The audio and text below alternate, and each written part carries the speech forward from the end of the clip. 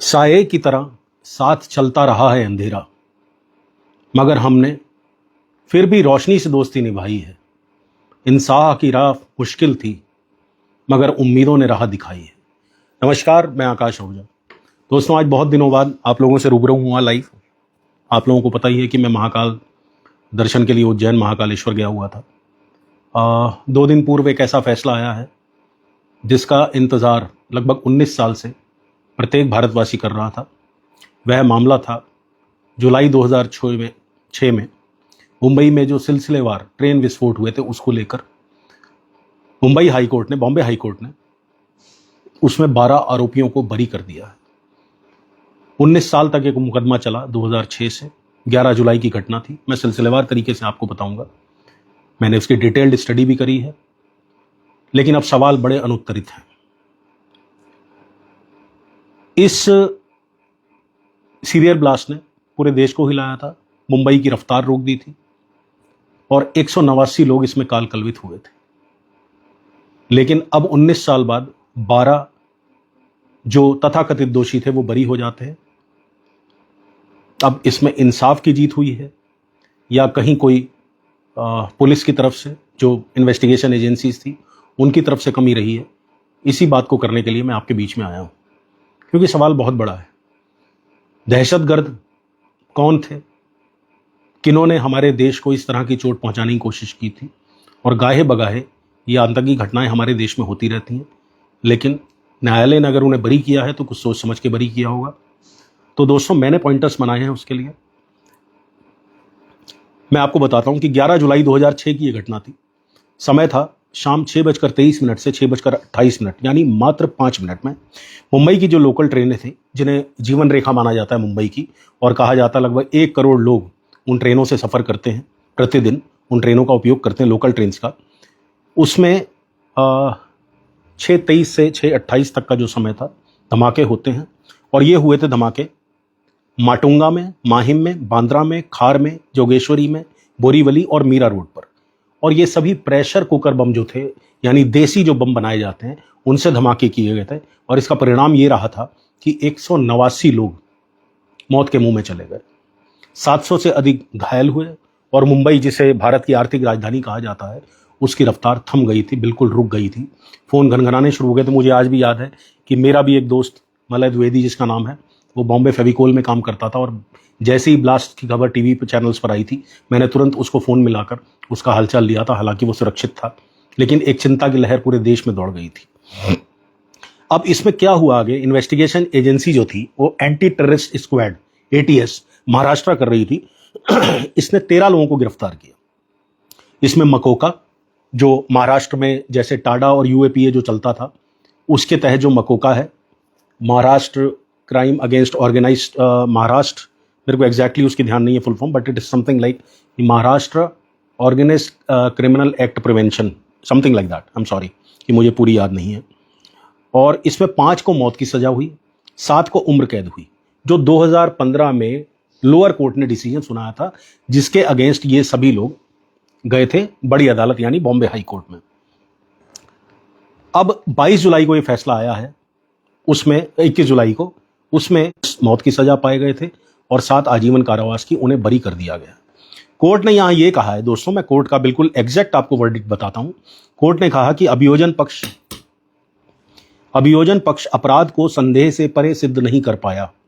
आरोपियों के इकबालिया बयान यातना से लिए गए प्रतीत होते हैं और उनकी कानूनी सहायता की अनदेखी की गई।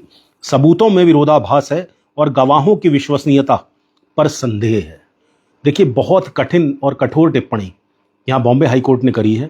उन्होंने कहा कि अभियोजन पक्ष जो है, यानी जो पुलिस है या ATS है, वो अपराध को संदेह से परे सिद्ध नहीं कर पाया, सिर्फ संदेह तक ही सीमित कर पाया।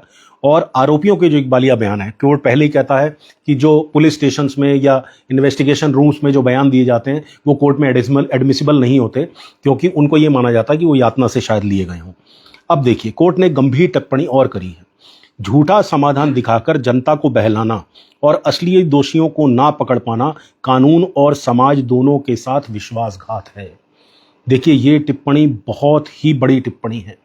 मैं माननीय कोर्ट का सम्मान करता हूं, लेकिन कोर्ट ने यहां पर पूरी प्रणाली को, जो सिस्टम है हमारा, पुलिस सिस्टम हो, चाहे एटीएस सिस्टम हो, एंटी टेररिस्ट स्क्वाड जिसकी मैंने पहले बात करी, उस पर सवालिया निशान लगा दिए हैं बॉम्बे हाईकोर्ट ने।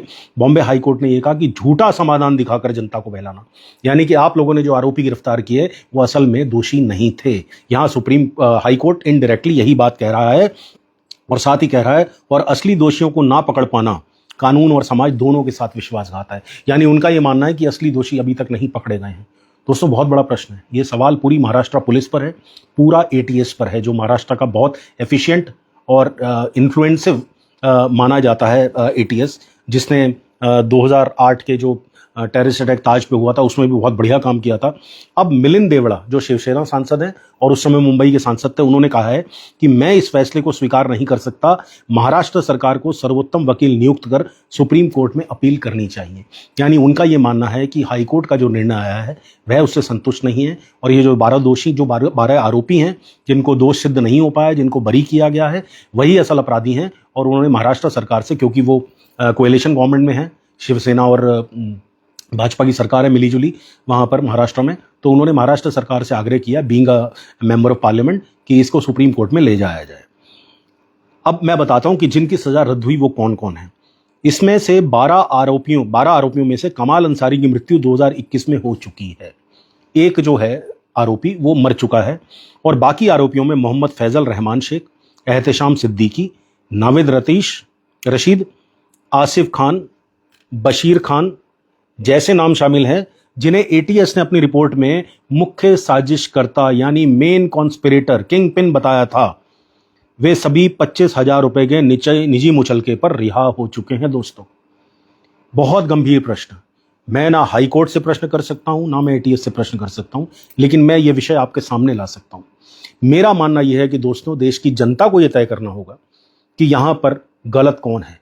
क्या कोर्ट जो ये कहता है कि भले ही 100 दोषी छूट जाएं लेकिन एक निर्दोष को सजा नहीं होनी चाहिए, क्या इस लूप होल का फायदा उन आरोपियों ने उठाया, या फिर वाकई एटीएस ने सिर्फ जनता का क्रोध शांत करने के लिए ऐसे लोगों को गिरफ्तार कर लिया जो इस साजिश में शामिल नहीं थे? यह सवाल का जवाब आपको सोचना है। सवाल यही है, फिर से देखिए, अगर कोर्ट कहता है कि यह गुनहगार नहीं है तो फिर दोषी कौन है? 189 जानों का फिर हिसाब कौन देगा? एटीएस देगी, महाराष्ट्र सरकार देगी, हमारे देश के जो नुमाइंदे हैं वो देंगे, कौन देगा? क्या अब एटीएस की भूमिका पर सवालिया निशान उठा रहा है कोर्ट? ये सोचने वाली बात है दोस्तों। मैं दोनों चीजें कह रहा हूं कि आपने ये तय करना है। जनता देखिए सर्वशक्तिमान है, जनता जनार्दन है, आप ही जनार्दन है, मैं भी उनमें शामिल हूं। लेकिन आज मैं एक पत्रकार की हैसियत से आपके पास बैठा हूं। इस केस ने मुझे बहुत उद्वेलित किया था। मेरे लिए एक भारतीय की मृत्यु, असामयिक मृत्यु बहुत कष्ट देने वाली है। पूरा भारत मेरा परिवार है, वसुधैव कुटुंबकम की भावना रखने वाले हम लोग हैं। मैं तो भगवान राम का भक्त हूं, आप लोग जानते हैं कि गले में हमेशा राम जी धारण करता हूं, भोलेनाथ का भक्त हूं। तो मैं तो हर एक से प्यार करने वाला व्यक्ति हूं। मुझे किसी की जान जाती है तो बड़ा अफसोस होता है दोस्तों। और यहाँ तो 189 जाने गई थी। इतने स्थानों पर देसी बमों से ब्लास्ट किए गए, प्रेशर कुकर में बम रखकर मुंबई की लोकल ट्रेन्स को उड़ा दिया गया, कितने लोग मारे गए। तो क्या जांच एजेंसी की विश्वसनीयता पर सवाल नहीं उठती चाहिए? और तीसरी बात, अगर कोर्ट से पूछा जाए क्या यह न्याय है? अंग्रेजी में कहावत है, justice delayed is justice denied. 19 साल के बाद यह फैसला आया। अब क्या वाकई ये 12 जो आरोपी थे वो निर्दोष थे और उनके साथ सही न्याय हुआ, या फिर यह न्याय की मृगतृष्णा थी और उन परिवारों के लिए एक चोट है जिनके 189 परिजन इन बॉम्ब ब्लास्ट में काल कलवित हो गए? न्याय जो है ना दोस्तों, इंसाफ जो होता है वो सजा दिलाना नहीं होता। न्याय होता है दोषी को सजा दिलाना। आप किसी निर्दोष को सजा दे दें, यह न्याय नहीं है।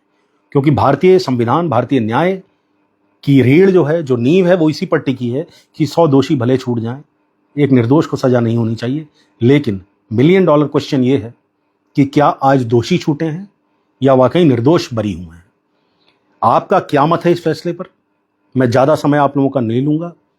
क्या हमारी न्याय प्रणाली को आत्मचिंतन की आवश्यकता है, या फिर हमारी पुलिस को अपना, जो एटीएस थी या महाराष्ट्र सरकार है या पुलिस है, वो अपना पक्ष सही ढंग से प्रस्तुत नहीं कर पाई, उसे दोबारा होमवर्क करने की जरूरत है, सुप्रीम कोर्ट में जाने की जरूरत है फिर से उन दोषियों के खिलाफ जिन्होंने 189 मासूम जानें छीन ली, अकाल मृत्यु जिन्हें काल के गाल में समा दिया गया अकाल असमय। और मेरी रिक्वेस्ट आपसे है कि अगर आपको ये मेरा प्रश्न जो है वो सही लगता है तो प्लीज़ कमेंट ज़रूर करिएगा। मेरे पेज को लाइक सब्सक्राइब करिए। मैं आ गया हूँ दोबारा फील्ड में, मैं फिर से आप लोगों के साथ लगातार जुड़ता रहूँगा। और अंत में यही कि इसको प्लीज़ शेयर करिए, अधिक से अधिक शेयर करिए, ताकि पता लगे कि आम जनमानस न्याय प्रणाली की विश्वसनीयता या न्याय प्रणाली की मृग तृष्णा के विषय में क्या सोचता है, और क्या उन जो 12 आरोपियों को 19 साल बाद बरी किया वो सही था। एक शेर है कि खामोशियां भी कभी कभी सजा देती हैं, हर बात को अल्फाजों की ज़रूरत नहीं होती, इंसाफ की तलाश में गुजर जाए जो उम्र, वो ज़िंदगी भी मुकम्मल नहीं होती। तो दोस्तों, इंसाफ के लिए, अपनी बात के लिए कमेंट अवश्य करें और इस पोस्ट को अधिक से अधिक शेयर करें, ताकि लोगों को पता लगे कि न्याय प्रणाली या फिर हमारी सरकारें, हमारा सिस्टम, इन दोनों में से आखिरकार किसको सुधार की आवश्यकता है। तो बहुत जल्दी मिलता हूं किसी और चर्चा पर। तब तक के लिए आप सभी का बहुत बहुत धन्यवाद। भारत माता की जय।